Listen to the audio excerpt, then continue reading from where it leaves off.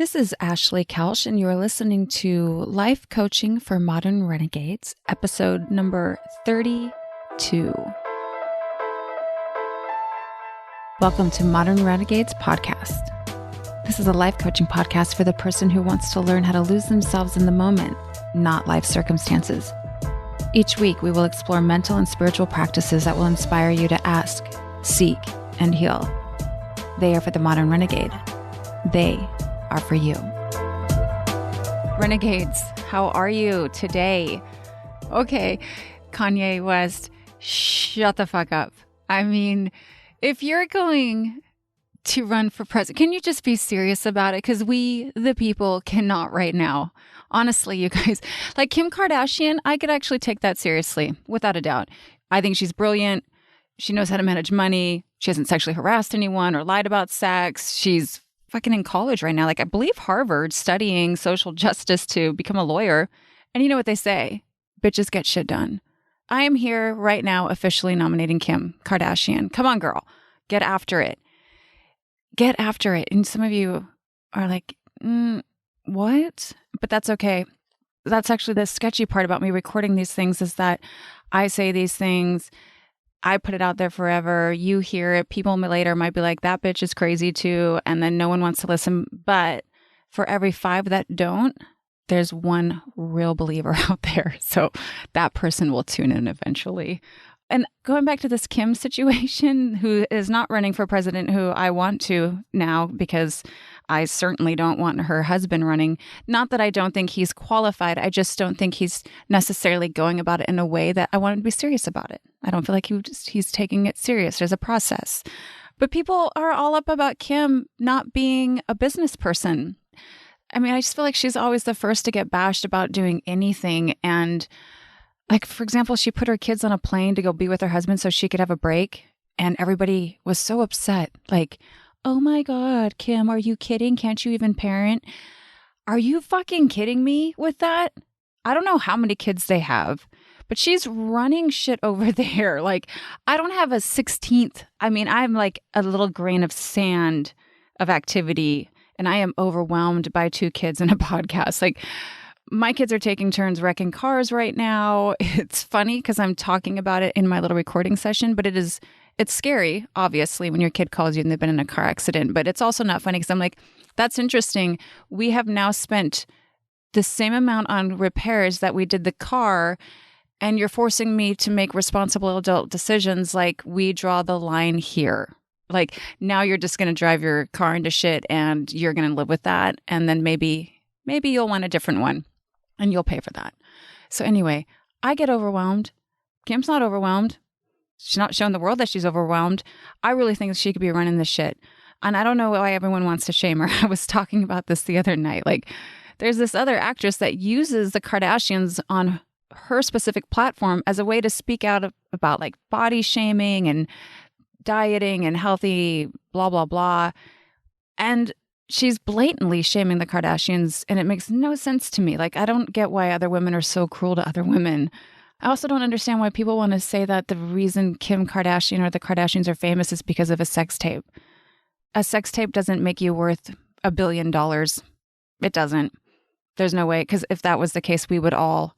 Well, I don't have a sex tape. I have like some like little snippets of such things, but I don't... If I knew that all I had to do was make a sex tape, and I could become like, I don't know, worth 5 million, I might do that. But it's not like that. It's not that easy.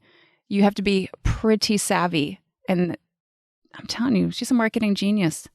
She's a powerhouse. Anyway, Kanye, just sit there and look pretty. Okay? Kim, go shake it up. Make shit happen. Now that I've said all of that, today I would like to talk to you about anxiety. I feel like the volume in my head is so loud that like I cannot hear myself thinking.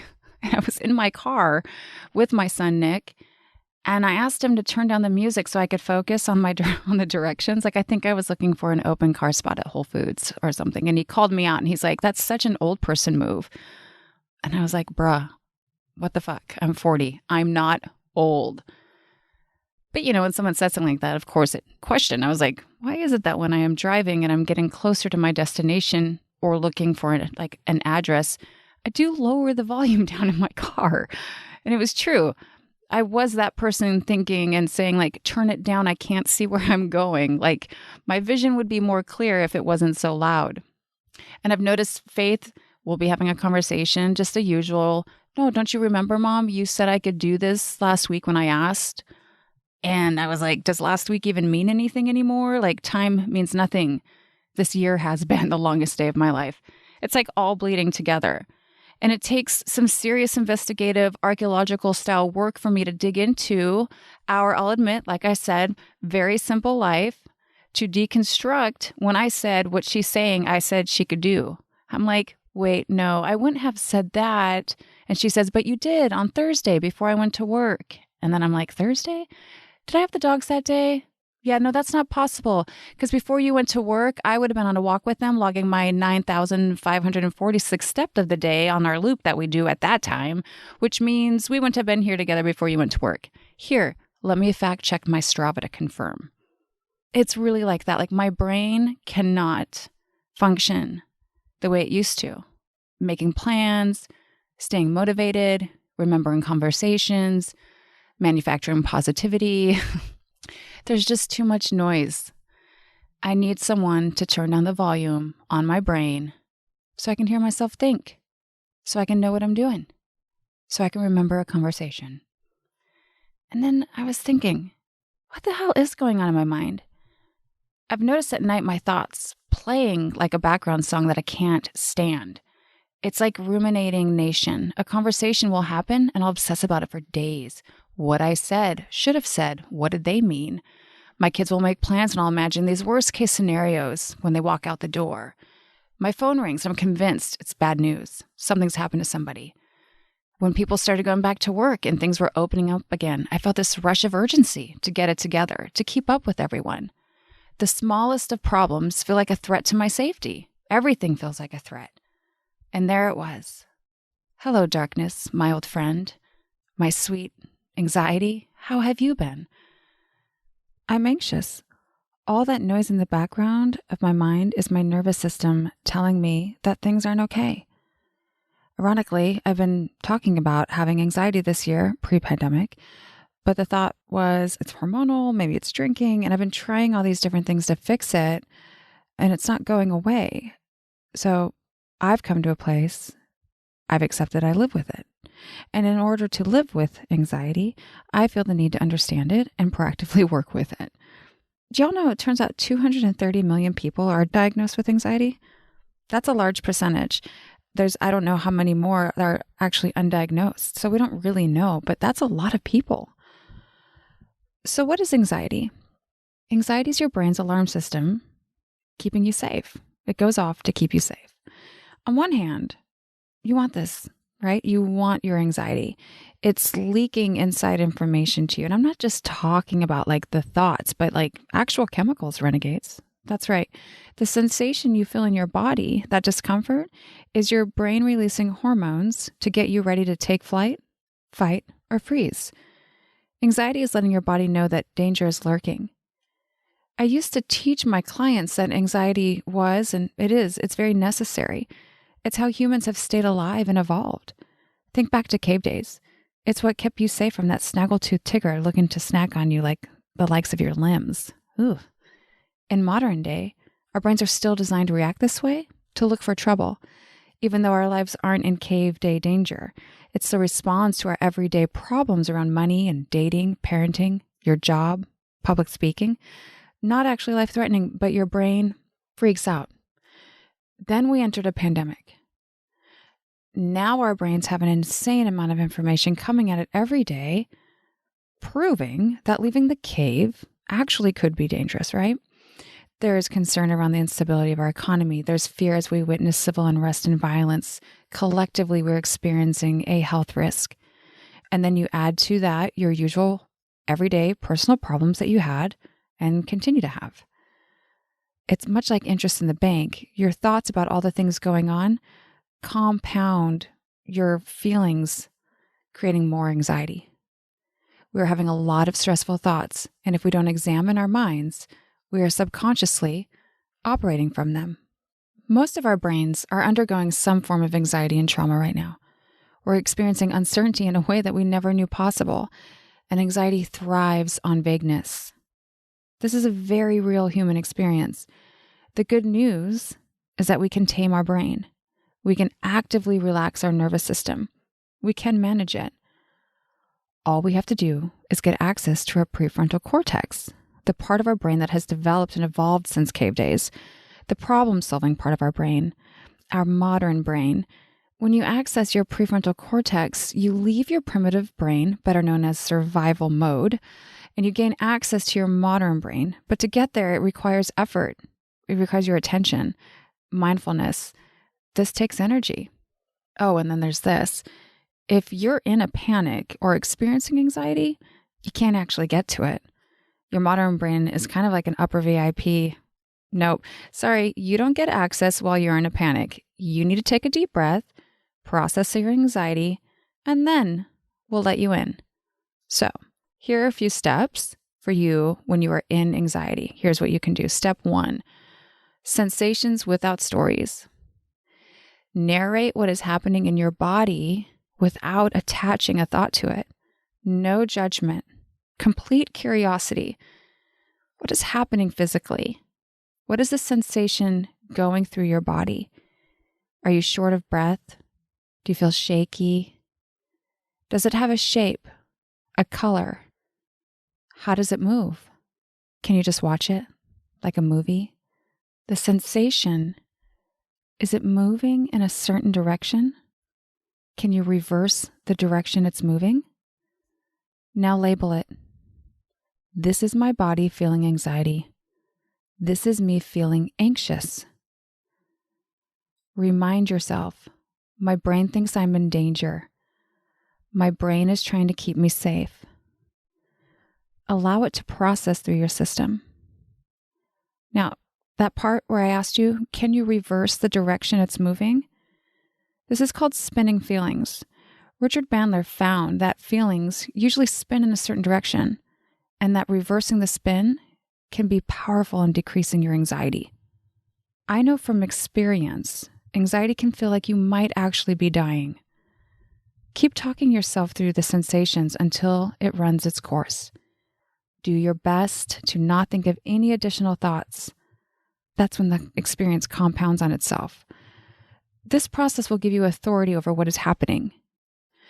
You want to learn to accept anxiety rather than reject it.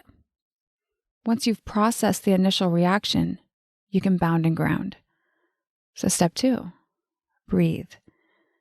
I've been reading The Wisdom of Anxiety, and she recommends a Buddhist breathing practice called Tonglen that Pema Chodron teaches. Let's just call her Pema. She says that when you do Tonglen on the spot, just simply breathe in and breathe out, taking in pain and sending out spaciousness and relief. This trains our minds to actively welcome pain rather than trying to reject it. Next, breathe into the pain that everyone else is experiencing on the planet. Fear, grief, sadness, heartbreak, and breathe out love and connection. She says, if you think you're the only one having a hard time with life, think again. In some strange and beautiful way, we're all in this together.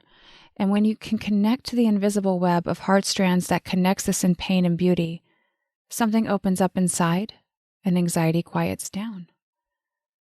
Personally, listen to me all. Oh, I love that, Renegades. I truly find comfort in knowing that I'm not alone in this experience right now, nor was I before. I mean, so often we feel isolated and alone of our struggles. I've been talking about this since I started my podcast, and it resonates. When you hear someone else's story that they've been through something and that resonates, like it just brings you relief. When my mind slips into victim mode, I'm quickly reminded that we are all facing this collectively and that together we will move through it. So step 3, full stop. Drop an anchor where you are. Ask yourself, what am I sitting on? What's supporting my body? Can I feel my weight ground into the chair or in my bed? Can I feel my weight ground deeper to the belly button of the earth? I like to imagine an anchor dropping from my body into the center of the earth, and then I take in the surroundings of the room I'm in. I look for something on a wall. I listen for a sound. I feel my hands and I center. Step 4. We want to become aware of our thinking. Journaling, or as I refer to it, your daily brain drain, not only materializes the thoughts, but it shifts you from primitive thinking to modern. You get all your thoughts out of your brain and on paper, allowing you to see them objectively. Look at each thought and ask yourself, is that a fact? Would the whole world agree? Can you prove it in a court of law? Or is it a thought? If it's a thought, decide on purpose. Do I want to believe this thought? When I think this thought, how does it make me feel? How is it serving me to think this thought? Could I believe the opposite? This process allows you to clean up your thinking. It's like organizing your drawers. You take it all out. You decide what you're using, what you need, what you're not willing to give up. And the choice is yours, what you put back in. You do not have to keep thinking the thoughts, and you can choose to delete them. All right, so here are some simple mindfulness practices and tools you can practice daily as part of your self-care routine to help you manage and get to know your anxiety. Meditate on feeling grounded. Make a list of things and thoughts and feelings that create a grounding feeling in your world. Ask yourself, when in life did I feel grounded? What was happening to me? What activity was I engaged in? Who was I with? Now, answer those same questions, but swap out grounded for anxious. When did I last feel anxious? Who was I with? What were we doing? What's great about this practice is you can learn how you cope with your anxiety, how you respond. Like, how did I react when? Did I reach for a drink, for food? Did I try to avoid it? Was it like holding a ball underwater? Practice visualizing. You can use your imagination to create anxiety and problems and worry, or you can use it to create possibilities, dreams, fantasies. Breathing exercises. A simple sigh breath in through your nose and out through your mouth signals to your brain, relax.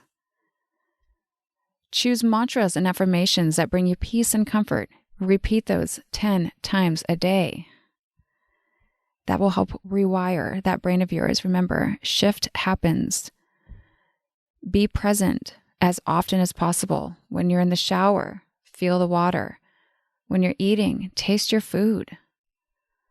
When you're talking, listen to the words you're saying. Lastly, renegades. I don't think this is a time in our lives where we're supposed to feel great. I think this is very normal that we're uncomfortable and nothing is wrong with you. I personally am not going to spend my brain energy trying to fake happiness, and I sometimes struggle with that. I don't want to dismiss what we're all going through. It's very real. That's all I can say to that. And the way that your brain is responding is the way that your brain responds. So I have found that the more I allow the feelings of suck, the easier I'm able to move through this world. It's authentic to what I'm experiencing. I was reading Michael Beck last week on Instagram, and he spoke to me and gave me the word and the wisdom that I needed, the language that I needed to feel better about not feeling great. And he gave me the mindset that I personally am honing in on. This is exactly where I'm at. It's not manufactured. This is real for me. The word is optimism. He said, would it surprise you to learn that optimism is not a synonym for positivity, nor an opposite of negativity? Optimism transcends both. The etymology of optimism is from the Latin optimum, meaning that the present moment is an optimum state. Being optimistic ultimately means that an individual expects the best possible outcome from any situation. Such a person's mindset and heart set responds to whatever arises in the moment, uplifting or challenging, knowing that within it is a grace, an opportunity for their soul's evolutionary progress. That is where I want to be. Always, for sure, but right now, as I swim through the river of suck and navigate my anxiety, I choose to remain optimistic. I choose to think thoughts deliberately that are optimistic. What about you? Renegades, Thank you for tuning in this week. If you're enjoying this podcast, please let me know. Head on over to Apple Podcasts and show it with a 5-star rating and review. You can also head on over to my website, ashleymkelsch.com, to sign up for my newsletter. Leave your questions or comments and just connect with me directly. I look forward to hearing from you.